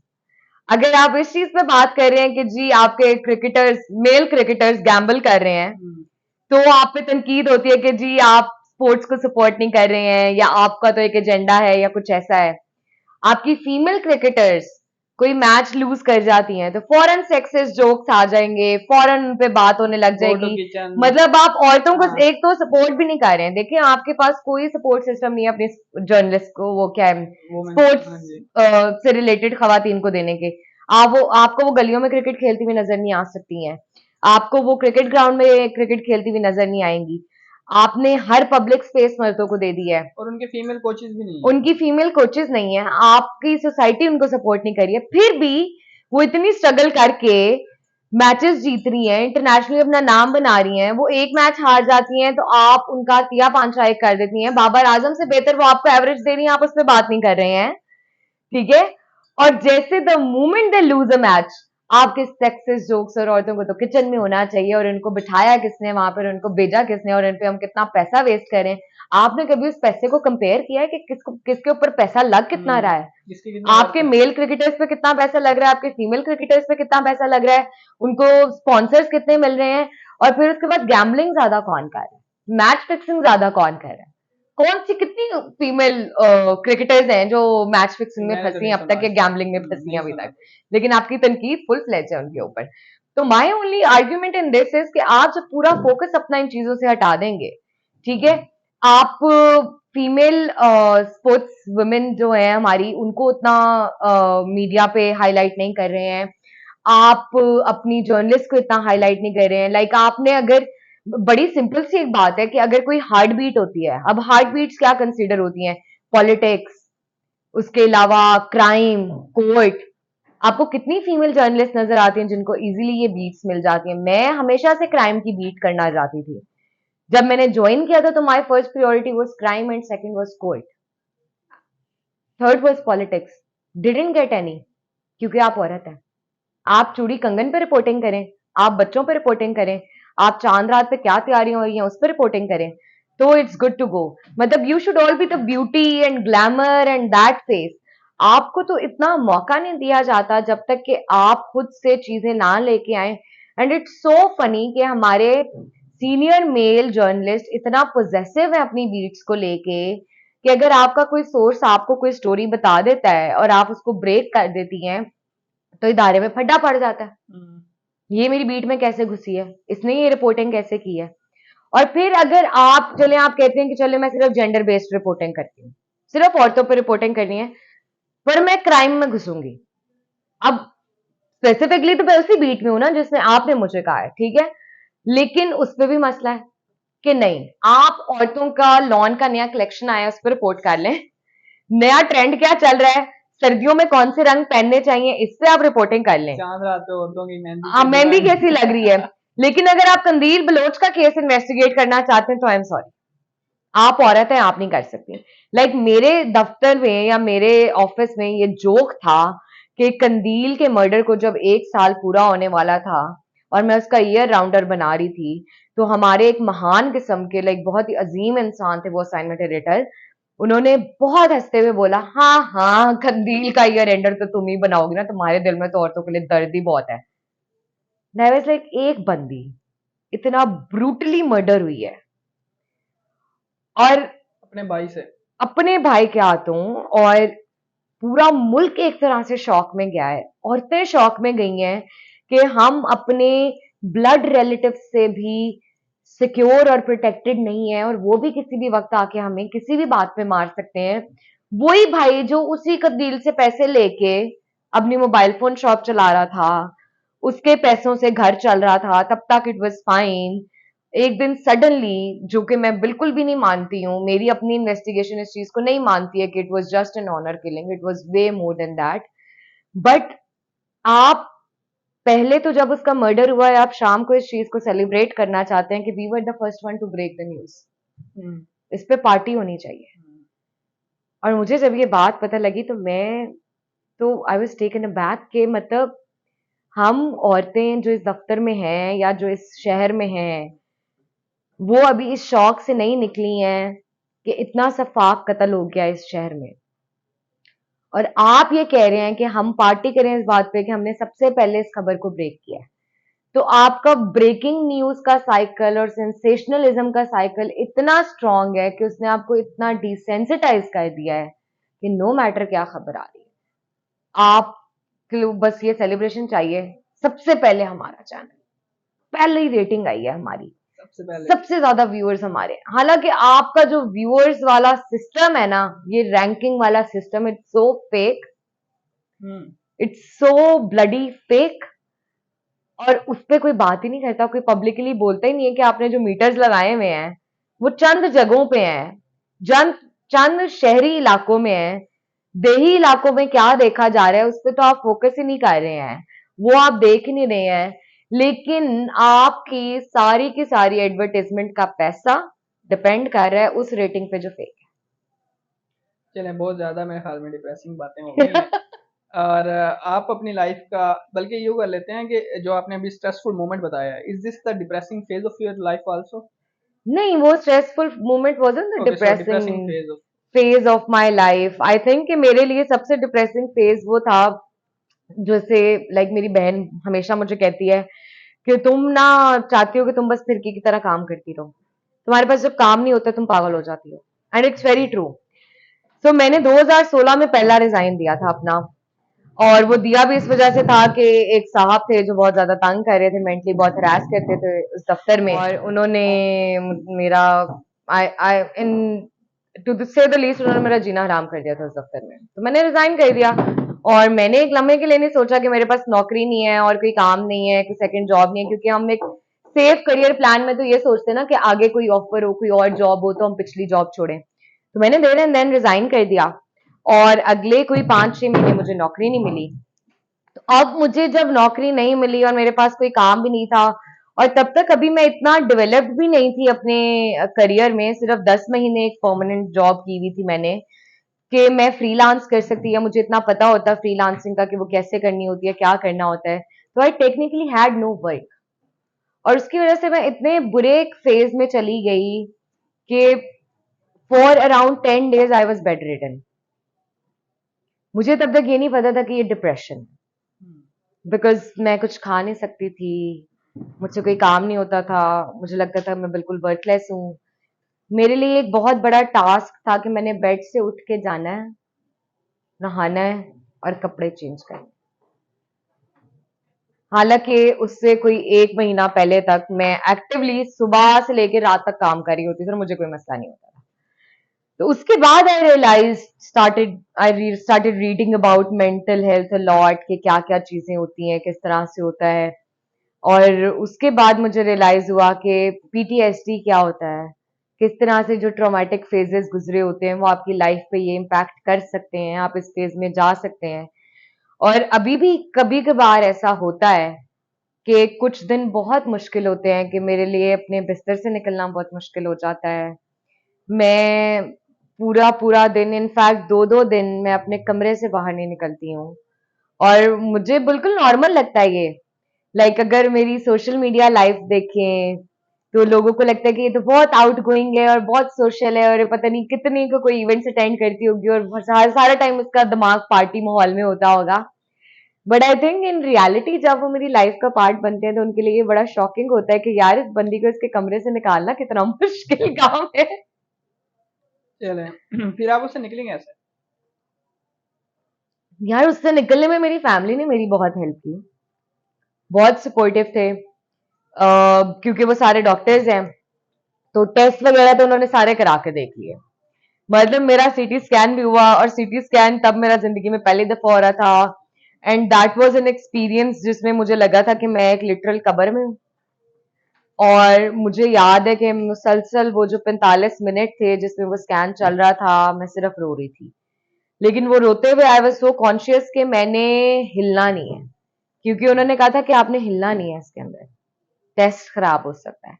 And I really wanted a diagnosis, तो मैं टेस्ट खराब नहीं होने देना चाहती थी, लेकिन वो जो एक क्लॉस्ट्रोफोबिक सी फीलिंग आ रही थी ना मुझे, उसकी वजह से मैं मुसलसल रोए जा रही थी। तो आई थिंक कि वो जो एक इमोशनल पॉज लगा हुआ था ना मुझे, कि मैं इतना ज्यादा रो नहीं रही थी, इतना ज्यादा बात नहीं करी थी, इतना ज्यादा कुछ नहीं करी थी। फिर मुझे मेरी लाइफ के दो बहुत इंपॉर्टेंट लोग, जो कि मेरी फैमिली और प्रोफेशनल लाइफ दोनों को डेवलप करने में उन्होंने बहुत हेल्प की थी, वो दोनों मुझे लेके गए एक ड्राइव पे, और उन्होंने मुझे कहा कि तुम बस ये सोचो कि तुम्हारी अम्मी नहीं है यहाँ, और तुम बस बातें करो, तुम सोचो कि तुम किसी दोस्त से बातें कर रही हो, एंड जस्ट से एवरीथिंग। क्योंकि मैं किसी से भी बात नहीं कर रही थी उस पॉइंट पे। मैंने थोड़ी देर सोचा, फिर मैंने कहा कि यार मैक्सिमम कितना जज कर लेंगे मुझे, और मुझे नहीं पता कि मैंने उसके बाद क्या क्या कुछ बोला। ऑल आई रिमेम्बर इसके मुसलसल 1 घंटा मैं रोती रही और मैं बोलती रही, and after hour and half I felt like ठीक है, अब सब ठीक है। And the best part is they never talk to me about that later on. Later on. उन बातों के बारे में उन्होंने दोबारा मुझे कभी कन्फ्रंट नहीं किया, कभी पूछा नहीं, कभी ये नहीं कहा कि अच्छा तुमने फलानी बात की थी या फलाने बात की थी या ये कहा था या ये कन्फेस किया था।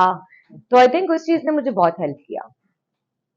अच्छा, और चलें अब मेरे ख्याल में बहुत ज़्यादा डिप्रेसिंग बातें हो गई हैं, काफ़ी कुछ हैरेसमेंट के बारे में बात होगी। हैप्पीएस्ट मोमेंट कौन सा था फिर लाइफ का? um हैप्पीएस्ट काफी सारे थे, I must admit, but I think कि मेरे लिए एक तो ऑफ कोर्स हैप्पीएस्ट मोमेंट वो था जब मुझे पता लगा कि मेरी पहली नौकरी हो गई है। And I felt like I have achieved something. क्योंकि जब मैं टीवी स्क्रीन पे आना शुरू हुई और लोगों ने मेरा काम देखना शुरू किया, तो मुल्तान कंपैरेटिवली काफी छोटा शहर है, और स्पेशली अगर आपकी फैमिली डॉक्टर भी हो और सोशल वर्क में भी इन्वॉल्व हो, तो ऑलमोस्ट हर दूसरा तीसरा बंदा जानता है। तो पहले जो सारी शिकायतें लगती थी और ये कहा जाता था कि बेटी को कितनी गंदी फील्ड में भेज दिया है, आहिस्ता आहिस्ता लोगों ने कहना शुरू किया कि आपकी बेटी को हमने फलान जगह देखा था, वो इतना अच्छा काम कर रही थी और वो ऐसे रिपोर्ट कर रही थी, और उसको हमने टीवी पे देखा, या उसको फलां इवेंट में तो भेज दें कवर करने के लिए। तो वो जिस तरह से सबने ओन करना शुरू किया ना, कि मतलब this is our daughter, she is from our family, वो मुझे लगा कि यार दिस इज अचीवमेंट। फिर उसके बाद जब मैंने आईबीए में एडमिशन लिया, तो मामा कुछ इतनी ज्यादा कन्विंस्ड नहीं थी उस पॉइंट पे कि मैं कराची चली जाऊं सब कुछ छोड़ छाड़ के और घर छोड़ के एंड एवरीथिंग। क्योंकि लाहौर आना एक और बात है, 4-5 घंटे का सफर होता था उस टाइम पे, मोटरवे तो नहीं बना हुआ था, but still 5 hours is fine. लेकिन कराची जहाँ कोई फैमिली भी नहीं रहती और इतनी खबरें आपको सुनने को मिलती हैं चोरी की, डकैती की, और जी पानी नहीं है और सड़कें टूटी हुई हैं। तो खैर मैंने कहा कि अच्छा आप ना मुझे टेस्ट दे लेने दें, मैंने कौन सा पास हो जाना। क्योंकि मैंने आईबीए के टेस्ट के बारे में यही सुना था कि उनके एंट्री टेस्ट बहुत मुश्किल होते हैं। तो खैर मैं लाहौर आई टेस्ट देने के लिए, और मेरा मैथ्स का सेक्शन बहुत बुरा हुआ, बहुत ही बुरा मैथ्स का सेक्शन हुआ। मैं वहां से निकली और मैंने कहा मामा आप टेंशन नहीं ले, मैं पास नहीं होती। एंड आई फील लाइक मैंने कभी पूछा नहीं उनसे, बट मुझे लगता है वो काफी रिलीव्ड फील कर रही थी जब मैंने उनको ये बात बताई। फिर उसके बाद वो लिस्ट लगी, और अब आई स्टिल रिमेम्बर कि मैं उस टाइम पे मैं बीजीटीयू में एमफिल में एडमिशन ले चुकी थी, बिकॉज मामा का ये था कि तुमने एमफिल करना ही करना है तो तुम एमफिल में एडमिशन लो।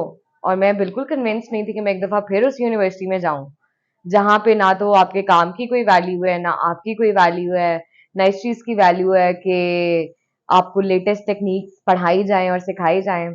बट खैर अम्मा ने बोला था तो आई वाज लाइक ओके। अब आई स्टिल रिमेम्बर मैं डिपार्टमेंट एंटर कर रही हूँ, मैं डिपार्टमेंट की सीढ़ियों पे हूँ और मुझे कॉल आती है और मैं उठाती हूँ, मैंने कहा जी मैं यहाँ लाइबा से ना बात करी, मैंने कहा जी, मैंने कहा वो कल आपका इंटरव्यू है आईबीए के लिए। I am like are you sure आपने मुझे ही कॉल करनी थी, लाइक आपने गलती से तो नहीं मुझे कॉल कर दी, आप एक दफा लिस्ट दोबारा चेक करेंगे, आप मुझे ही कॉल करने वाले थे, मैं टेस्ट पास कर गई हूँ, मेरी सिलेक्शन हो गई है।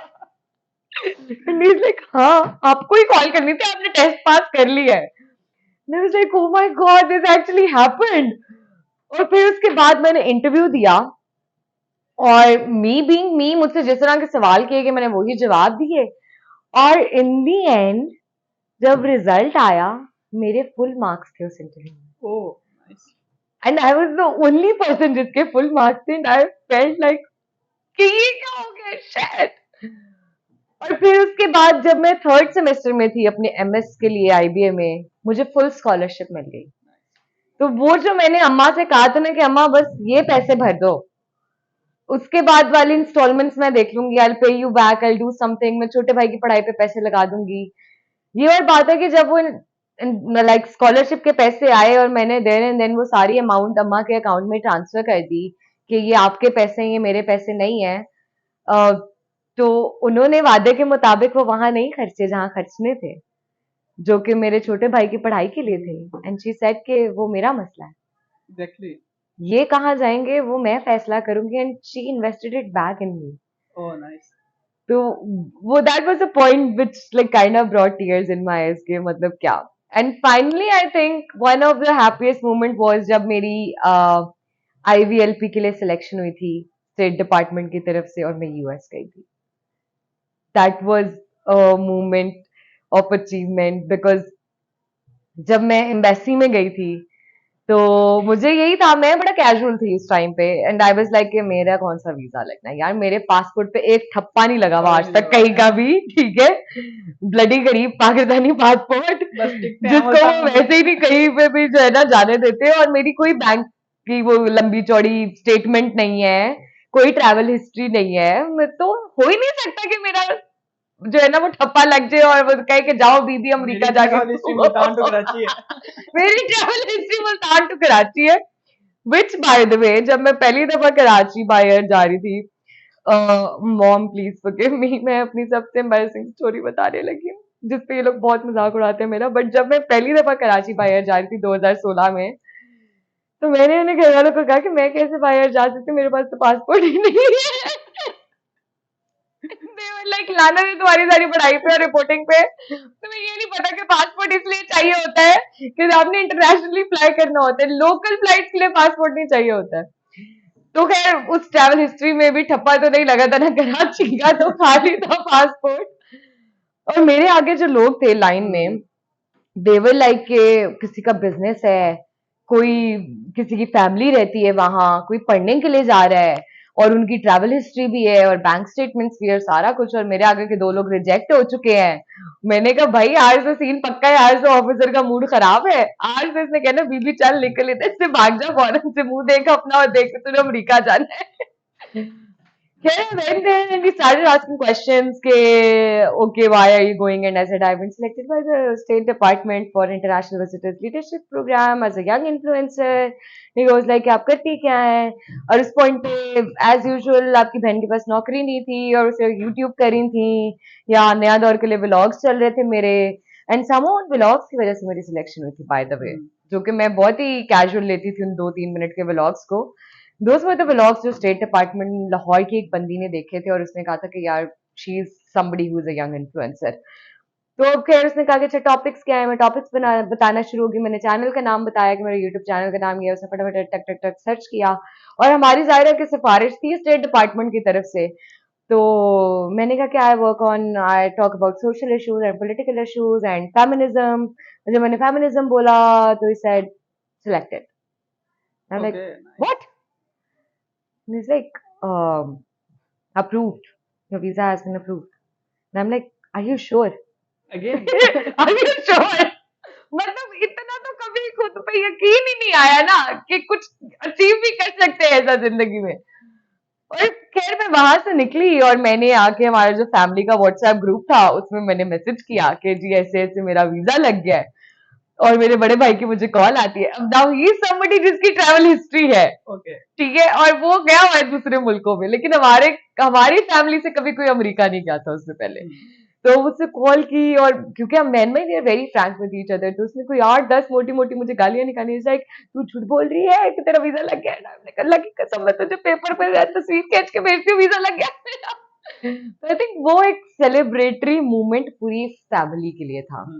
और मैं तो सीधी बात है, जब तक कि मैंने अमेरिका का वो जो इमिग्रेशन काउंटर क्रॉस नहीं कर लिया था और मैं बाहर यकीन सड़क नहीं पे आया। नहीं चली गई हाँ। थी, मुझे नहीं यकीन आया था कि मैं अमेरिका गई हूँ।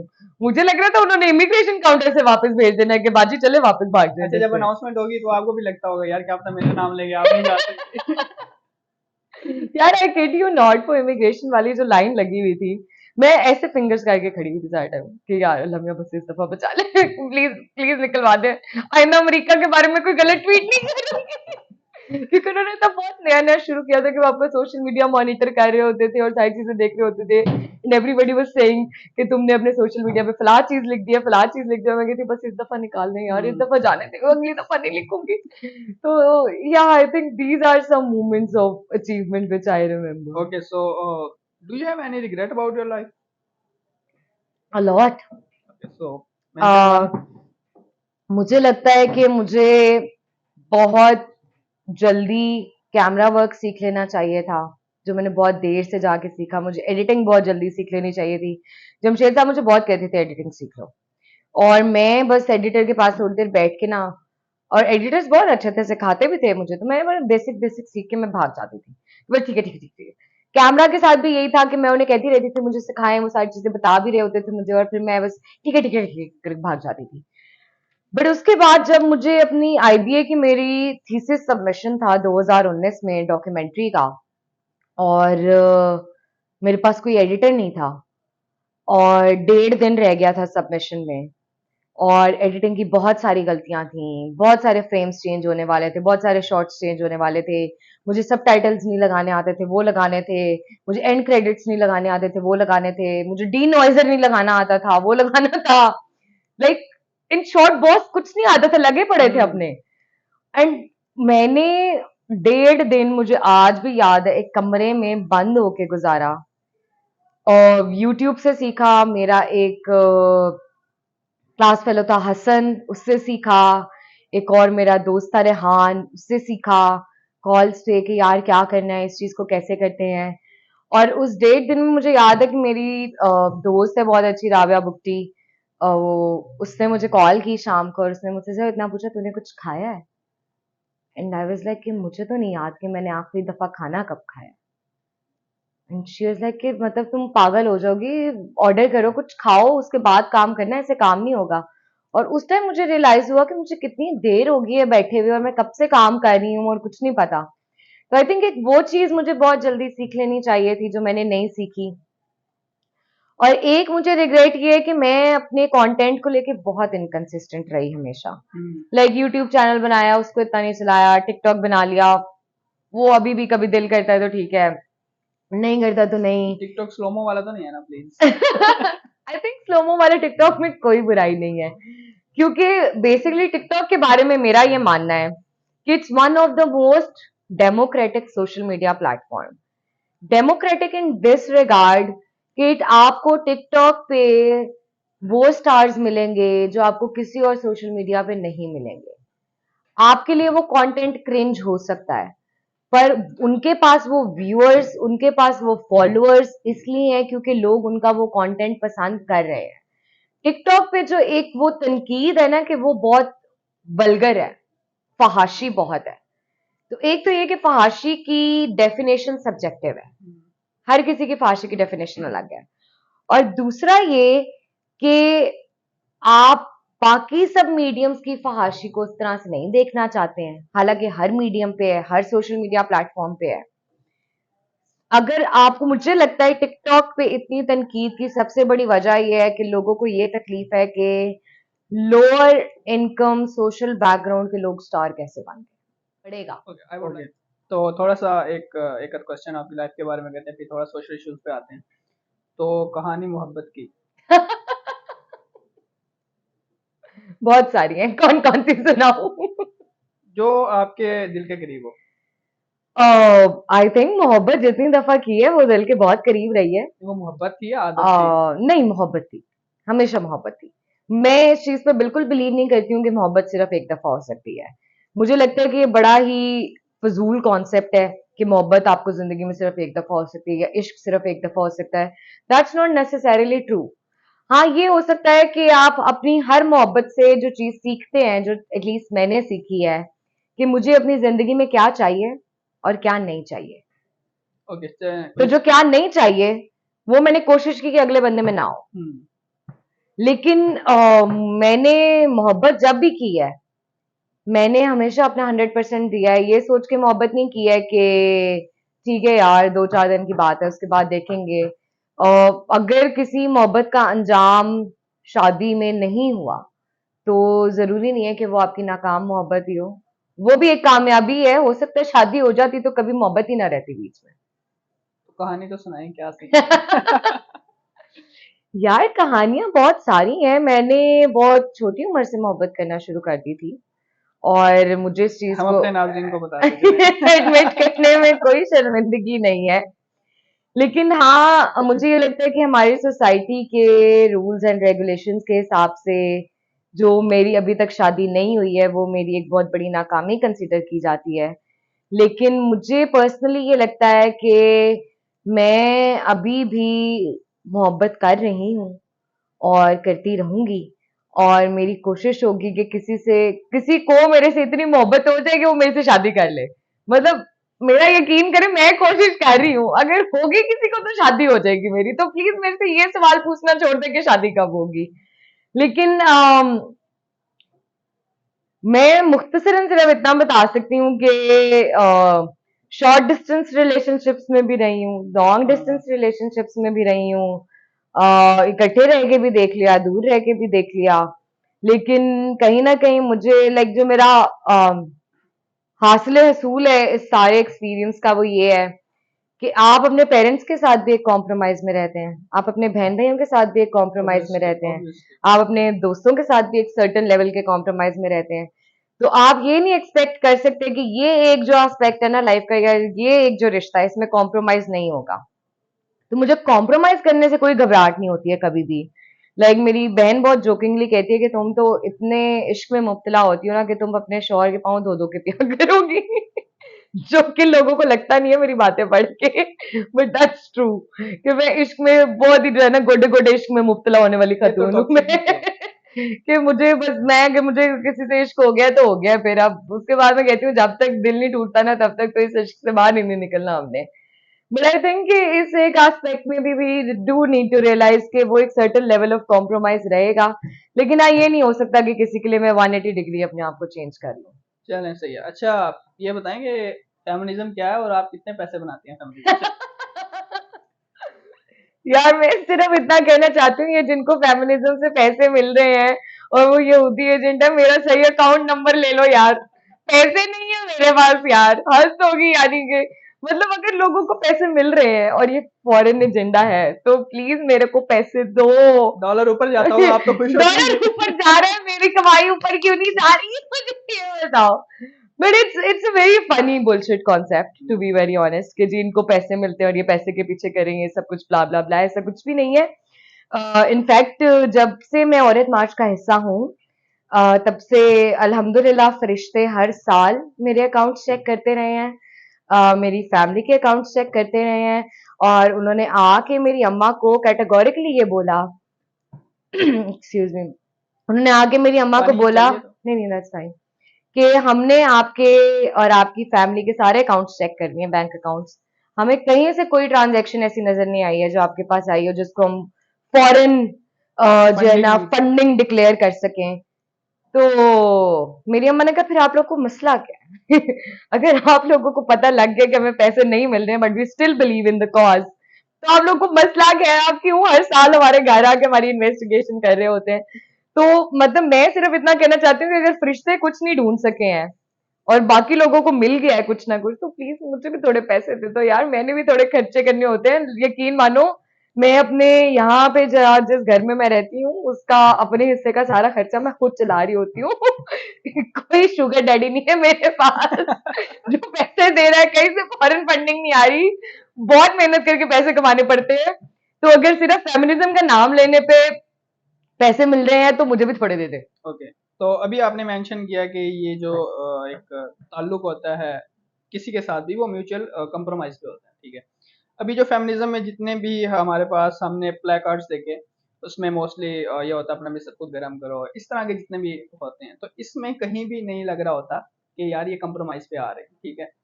एक तो इसके बारे में आपने क्या ख्याल है, और दूसरा ये है कि do you really think that all men are trash? Yes I do. और उसकी बड़ी बुनियादी रीजन है। ओके, देखो ये सवाल मेरे से बहुत दफा हुआ है कि if you think all men are sorry trash. To cut you. नहीं नहीं दैट्स मैं फाइन। चाहता हूँ कि आपको इसका ना इंतहाई लॉजिकली आंसर दें, क्योंकि मैंने अब से पहले जितने लोगों से भी किया तो आई एम नॉट सेटिस्फाइड। हाँ श्योर, मतलब मेरा पर्पस आपसे बात करने का ये नहीं कि I have to satisfy you, I will say whatever I have in my mind. Sure.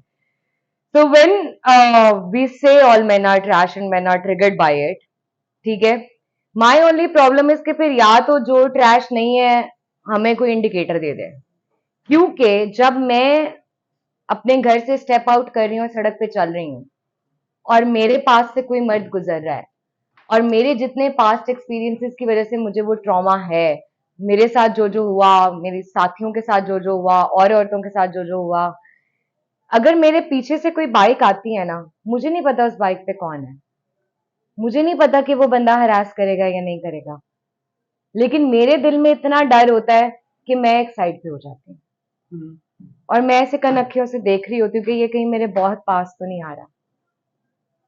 तो मैं फिर किस तरह से ना कहूँ, हम्म, क्योंकि एक बड़ी बेसिक सी चीज है कि जब भी मेरा कोई ऐसा इंटरेक्शन हो रहा है, मैं बाहर सड़क पे जा रही हूँ, मैं बाजार में जा रही हूँ, मैं कहीं जा रही हूँ, मैं किसी कैफे में बैठी हुई हूँ, कोई बंदा मुझे किस नजर से देख रहा है या वो किस वक्त मुझे हरास कर सकता है, क्या मैं उसे देख के ये बता सकती हूँ? नहीं। तो मुझे हर टाइम हर किसी से कॉशियस रहना पड़ता है, राइट? और जितना ज्यादा आप इस चीज से ट्रिगर होते हैं, मेरा एक बड़ा बुनियादी सवाल होता है कि जब यूजली हमारे घर की औरतें बाहर जा रही होती हैं, हमारी दोस्तें बाहर जा रही होती हैं, तो हम उन्हें कहते हैं कि यार ध्यान करना, ख्याल करना, सबसे बच के रहना, ठीक है। जब हम उनकी किसी लव लाइफ के बारे में बात कर रहे होते हैं, उनकी वर्क लाइफ के बारे में बात कर रहे होते हैं, उनकी स्टडी लाइफ के बारे में बात कर रहे होते हैं, उन्होंने कोएड में जाना होता है, तो हम बेसिक गाइडलाइन क्या दे रहे होते हैं, यार सब एक जैसे होते हैं, उनसे बच के रहना। लाइक ये ज्यादातर औरतें नहीं कह रही होती हैं, ये ज्यादातर उस घर के मर्द कह रहे होते हैं। तो आप क्यों कह रहे हैं कि सबसे बच के रहो? क्योंकि आपको भी ये अंदाजा है कि किसी को देख के नहीं बताया जा सकता कि उससे बच के रहना है या नहीं बच के रहना। किसी की शक्ल पे नहीं लिखा हुआ कि मैं हरासर हूं, किसी की शक्ल पे नहीं लिखा हुआ कि मैं डोमेस्टिक अब्यूजर हूं। तो फिर हमें तो एक प्रोटेक्टिव लेयर हर किसी से बना के रखनी पड़ेगी, है ना। हमें हर किसी के साथ उस प्रोटेक्शन को लेके चलना पड़ रहा है। That is the logical reason behind this, that why we say this. And also when you say not all men, then tell us who not. Develop a mechanism within yourself. अपने ऊपर ये जिम्मेदारी लें। आपको ये तकलीफ है ना कि मैं बहुत अच्छा मर्द हूं, जो मेरे बारे में ये नहीं कहना चाहिए, तो फिर कोई मैकेनिज्म बनाएं और हमें बताएं ये वाले अच्छे मर्द हैं। हम उसको एक्सेप्ट कर लेंगे और हम कहेंगे ये अच्छे मर्द हैं, हम कुछ नहीं कहें। बट द प्रॉब्लम इज कि जब आप रेशो देखते हैं क्राइम रेट की, और आप क्राइम रेट की रेशो सिर्फ रिपोर्टेड केसेस देख रहे हैं, अनरिपोर्टेड केसेस नहीं देख रहे, क्योंकि हमारे यहाँ ये एक बहुत नॉर्मल कॉन्सेप्ट है कि हुन तू ब्याह करके जा रही है तो वापस आए तो तेरा जनाजा है। आप बेसिकली उसको ये कह रहे हैं कि नो मैटर आपको फिजिकली हार्म किया जा रहा है, मेंटली किया जा रहा है, फाइनेंशियली किया जा रहा है, सेक्सुअली को तो कंसीडर ही नहीं किया जाता। वो तो मतलब एक पर्चे पे साइन करने के बाद ये समझा जाता है ना कि अब ये हमारी मलकियत है और इसका कंसेंट मैटर नहीं करता है, जबकि आपका रिलीजन कहीं ये नहीं कह रहा कि उसका कंसेंट मैटर नहीं करता है। बट रिलीजन को बेचने वालों ने ये कॉन्सेप्ट बना दिया। मैं प्रचार करने वाले भी नहीं कहूंगी, लिटरली बेचने वालों ने। तो वहां पे जब आपको इन चीजों का पता भी नहीं लग रहा है कि ये सब हो रहा है आपकी सोसाइटी में, रिपोर्ट तो बहुत दूर की बात है, होने का भी नहीं पता लग रहा, तो हमें कैसे पता लगेगा किनसे बच के रहना। फॉर इंस्टेंस अभी बहुत रीसेंट केस है ना नूर मुकद्दम का, बहुत रीसेंट केस है अयाज अमीर के बेटे का, और उस पे चलो नूर मुकद्दम के केस पे तो आप लोगों ने कह दिया कि जी ये तो उसके घर क्यों गई थी, उसके घर क्यों गई थी, एक इलीगल रिलेशनशिप था, ये था वो था फलां था। अयाज अमीर के बेटे की दफा तो it was a legal relationship ना, आपकी सोसाइटी के स्टैंडर्ड्स और उनके रूल्स एंड रेगुलेशंस उसके हिसाब से था ना वो। वहां पे भी आपने लॉजिक ढूंढ ली, वहां पे आपने क्या आर्ग्यूमेंट ढूंढा, और तुमको चाहिए कि शादी करने से पहले अच्छे से वेट करें। वो कैसे हो सकता है? कैसे वेट करें? आपने कोई डेटिंग सर्कल रखा है यहाँ पे? नहीं। आप ये डेवलप एक सर्कल ये डेवलप करते हैं कि हम जाके उस मर्द से बात कर सकें। And to be very honest, किसी भी मर्द से मैं एक या दो दफा जाके मिलूंगी या बात करूंगी, it's very simple for them to fake all of this shit. और ये एक प्रूवन फैक्ट है, आप रिसर्चेस पढ़ें इसके बारे में, कि आपको जितने डोमेस्टिक अब्यूजर्स मिलेंगे वो बाहर की दुनिया के साथ they are the sweetest, most humble, most loving people, ताकि कोई बिलीव ही ना करे कि ये डोमेस्टिक अब्यूजर्स हैं। उनके कॉलीग्स को नहीं पता कि वो डोमेस्टिक अब्यूजर्स हैं, उनकी फैमिली को बहुत कम पता है, और अगर पता है तो फैमिली उस पर पर्दा डालती है, क्योंकि वो ये कहती है मुंडे का ब्याह कर दो ठीक हो जाएगा। हर चीज में जब आप ये करेंगे, ब्याह हो गया ठीक नहीं हुआ है कोई गल नहीं, तुम बच्चा पैदा कर लो आप सब कुछ ठीक हो जाएगा। माई प्रॉब्लम है जो बंदा अपने आप में ठीक नहीं है, वो शादी करने से भी ठीक नहीं होगा, वो बच्चा पैदा होने से भी ठीक नहीं होगा। बट आप जो पूरा एक सिस्टम बना रहे हैं उस प्रोटेक्शन का, और आप औरतों को ये कह रहे हैं कि आपने ज्यादा मेहनत करनी है, आपने ज्यादा वेट करना है, या उनकी फैमिली ज्यादा वेट करें, तो कैसे वेट करें, और फिर उस सारे प्रोसेस में कौन से मर्द हैं जो नॉट ऑल मैन में आ रहे हैं, और हम उन तक कैसे पहुंचे। और प्लेकार्ड्स का बता रहे हैं। प्लेकार्ड्स का यार देखो बड़ी सिंपल सी बात है कि it comes from centuries long trauma, ठीक है। अगर ये कहा जा रहा है कि अपना खाना खुद गर्म कर लो, या अपने मोजे खुद ढूंढ लो, या मुझे क्या पता तुम्हारा मोजा कहाँ है, या लो मैं बैठ गई ठीक से, मेरा जिस्म मेरी मर्जी। मसला ये है कि उसके पीछे जितनी स्ट्रगल है, उसके पीछे जितनी कहानियां हैं, उसको तो आप समझने को तैयार ही नहीं है, सुनने को तैयार ही नहीं है। मेरे से पहले हजारों औरतें वो कहानियां कह चुकी हैं, लेकिन आप उसको सुनना ही नहीं चाहते हैं। आप जितनी मर्जी मुहज्जब जुबान में ये बात कर लें, आप जितनी मर्जी प्यार से ये बात कर लें, जब एक सोसाइटी ये डिसीजन ले चुकी है कि एक जेंडर का काम सिर्फ ये है कि उसने गुलाम रहना है और दूसरी जेंडर का काम ये है कि उसने हाकिम बनना है, तो फिर जिस मर्जी जबान में हाकिम को कहें उसको तकलीफ तो होगी। अब मुझसे जब पूछा जाता है कि लाइक आप पोटेंशियल हस्बैंड कैसा चाहिए, पोटेंशियल पार्टनर कैसा चाहिए, पहले तो मैं बहुत शुगल में अपने लाइक 6-7 महीने में अपने घर वालों को इसी चक्कर में घुमाती रही कि बस बहुत अमीर होना चाहिए, क्योंकि हम मिडिल क्लास से हैं। बहुत अमीर कहाँ से मिलना है हमें, हमारे सोशल सर्कल में कोई बहुत अमीर नहीं है हमारे दोस्तों में कोई बहुत अमीर नहीं है। तो मैंने कहा चलो 6-7 महीने तो ऐसे ही जान छुटी रहेगी इस टॉपिक से। बट जब बहुत सीरियस हमारी डिस्कशन हुई, तो मैंने उन्हें कहा कि देखिए मेरी है सिर्फ एक डिमांड, कि वो इंसान हो और हर मामले में मुझे अपने से बराबर का इंसान समझे, बस। इसके अलावा मेरी कोई रिक्वायरमेंट नहीं है। और मेरे दोस्त हों या मेरे कॉलीग्स हों या मेरे रिश्तेदार हों, इस जुमले पे एक नॉर्मल रिएक्शन जो मुझे मिला है वो ये मिला, बेटा कोई रियलिस्टिक बात करो, कोई बताओ कि कमाता कितना हो, घर कैसा हो, गाड़ी कौन सी हो, सास होनी चाहिए ना हो। मतलब ये क्या कि ये नहीं हो सकता। और क्यों नहीं हो सकता? मेरा शौहर मुझे अपने से बराबर का इंसान क्यों नहीं समझ सकता? अगर वो एक वर्किंग मैन है और मैं एक वर्किंग वुमेन हूं, तो हम दोनों बराबर की जिम्मेदारियां क्यों नहीं उठा सकते? या अगर मैं एक हाउसवाइफ हूं और वो फाइनेंशियली प्रोवाइड कर रहा है, तो ही नीड्स टू अंडरस्टैंड कि अगर उसकी 9 to 5 की जॉब है, तो एज अ हाउसवाइफ मेरी तो सुबह 6 बजे से रात 2 बजे तक की नौकरी है, क्योंकि मैंने सबसे पहले उठना है और घर के सारे काम करके सबसे आखिर में सोना है, और फिर मैंने ये भी सुनना है तुम सारा दिन करती क्या हो। And I kid you not, मैंने खुद इस चीज को बहुत दफा एक्सपीरियंस किया और ऑब्जर्व किया है कि जिस टाइम मर्दों को ये कह दिया जाए कि कोई बात नहीं 2 दिन के लिए फिर आप घर संभाल लें, ब्लास्ट हो जाती है उनकी। Because that's when they realise कि जिसको हम ये कह रहे हैं ना कि तुम करती क्या हो सारा दिन, वो एक फुल फ्लेज सर्कल है जिसमें वो सारा दिन रहती है और वो काम करती है। तो इन सब चीजों के पीछे जहां बहुत सारा वायलेंस है जिस पे बात की गई है, आप उस मुल्क में बैठ के ये बात कर रहे हैं जहां गोल रोटी ना बनाने पे औरतें कत्ल हुई हैं, जहां खाना गर्म ना देने पे शौहरों के हाथों बीवियां कत्ल हुई हैं, नमक ज्यादा होने पे। नमक ज्यादा होने पे कत्ल हुई हैं। तो यू नीड टू रियलाइज कि इन प्लेकार्ड्स के पीछे ये सारी कहानियां हैं, और इन सब कहानियों को जब तक आप एक्सेप्ट नहीं करेंगे कि यही आपका कल्चर है, ये आपके नॉर्म्स हैं, ये यहाँ पे होता है, तब तक आप इसको ठीक नहीं कर सकते। जब तक आप डिनाइल में रहेंगे ये चीजें ठीक नहीं होंगी। ओके, और मेरा इस मामले में एक और क्वेश्चन है कि ये जो मी टू की जो ये जो मूवमेंट है, इसको बहुत ज़्यादा नहीं तो काफ़ी ज़्यादा इसको जो है मिसयूज़ भी किया गया, तो इसका इसके बारे में आपका क्या ख्याल है? और इसको मतलब हम टेक्निकली कैसे एनालाइज करेंगे कि यार ये केस जो है ये वाकई जेन्युइन है और ये केस जेन्युइन नहीं है? एक तो ये जो आपने पहली एक प्री अज्यूम्ड सी चीज कह दी है ना कि इसको बहुत मिसयूज किया गया है, केसेस आए हैं। इसका एविडेंस बहुत कम है। ऐसे केसेस हैं जहां पे फेक मी टू केसेस हुए, फेक बात की गई, वो बाद में प्रूफ भी हुई, बट उस केसेस को इस्तेमाल ऐसे किया गया कि उसके मुकाबले में लाइक अगर 2 केसेस फेक साबित हुए हैं और उसके मुकाबले में 98 केसेस वो हैं जो सच हैं, आपने उन 98 को कह दिया कि ये लो जी, ये पड़ी मीटू कैंपेन, ये ले जाओ।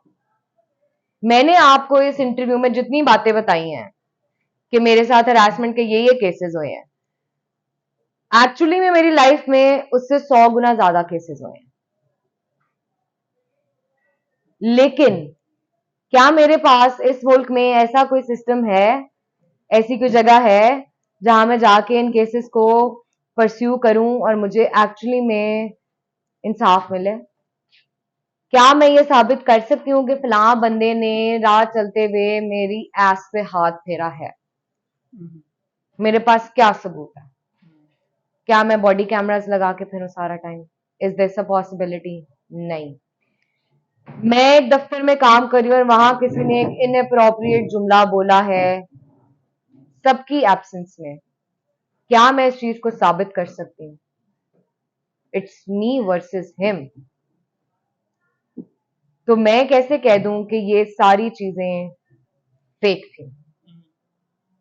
और मुझे अपने हरासमेंट के केसेस पे बात करने में कई साल लग गए।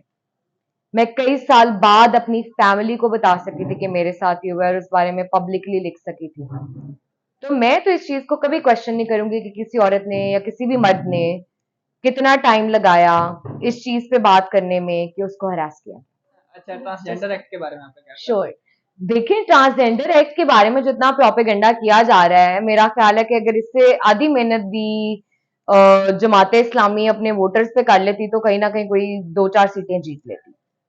द प्रॉब्लम इज कि हम ख्वाजा सराओं को बराबर का इंसान समझना ही नहीं चाहते। है? हम हमेशा ये चाहते हैं कि वो हमसे एक निचला तबका रहे। जो ये सारा प्रोपेगेंडा किया जा रहा है कि जी ये तो वो अपनी जेंडर चेंज करा के कोई मर्द बन जाएगा, कोई औरत बन जाएगी, मर्द आपस में शादियां कर लेंगे, औरतें आपस में शादियां कर लेंगे, इट्स ऑल बुलशिट। ऐसा कुछ लिखा ही नहीं हुआ है इसमें, ठीक है? प्रॉब्लम ये है कि उसमें ये लिखा गया है कि इनको एजुकेशन का राइट है। प्रॉब्लम ये है कि उसमें ये लिखा गया है कि इनको आईडी कार्ड बनवाने का राइट है, और उस आईडी कार्ड पे स्पेसिफिकली लिखा हुआ है। मतलब ये नहीं है कि कोई बंदा जाके आज क्लेम कर दे, जाके कहे कि जी मैं औरत हूं और उसको औरत का आईडी कार्ड मिल जाएगा। There is a whole legal process for that in this country. वो नहीं होगा। आप आइडेंटिफाई करें जाके कि I am a trans person, तो आपको वो कार्ड मिल सकता है, औरत मर्द का कार्ड नहीं मिल सकता। तो ये जो सारा प्रोपेगेंडा किया जा रहा है ना कि औरतें औरतों से शादियां कर लेंगी, मर्द मर्दों से शादियां कर लेंगे, it's all because they have sex in their mind and they don't want to accept कि उनके अपने मदरसा सिस्टम में ये होमोसेक्सुअलिटी कितनी ज्यादा है। इन कैडेट कॉलेजेस में होमोसेक्सुअलिटी कितनी ज्यादा है, कितने बुरे तरीके से बच्चों को रेप किया जा रहा है इन जगहों पे, उस पर बात नहीं करनी है।